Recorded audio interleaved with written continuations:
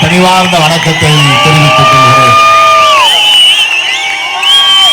நானும் நனைவதற்கு தயாராக இருக்கிறேன். மேலே கூற இல்லை. அனைவரும் நனைவோம். தீர்மானங்களை விலக்கி மக்களுக்கு சொல்வோம். திருச்சிராப்பள்ளியிலே நடைபெற்ற மதச்சார்பின்மை காப்போம் பெருந்திரள் பேரணி, அங்கே நிறைவேற்றப்பட்ட தீர்மானங்களை விலக்கி தமிழ்நாடு முழுவதும் பொதுக்கூட்டம் நடைபெற்றுக் கொண்டிருக்கிறது.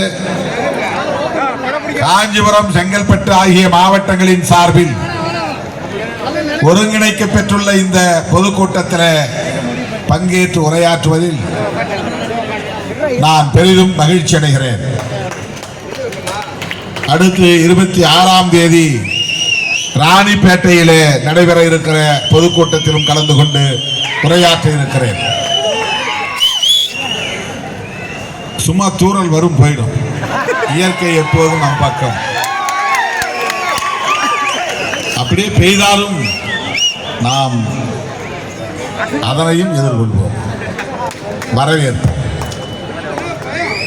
தோழர்களே, திருச்சிராப்பள்ளியில் நடைபெற்ற பேரணி என்பது தமிழக அரசியல் வரலாற்றில் வேறு எந்த ஒரு அரசியல் கட்சியும் முன்னெடுக்காத ஒரு முயற்சி.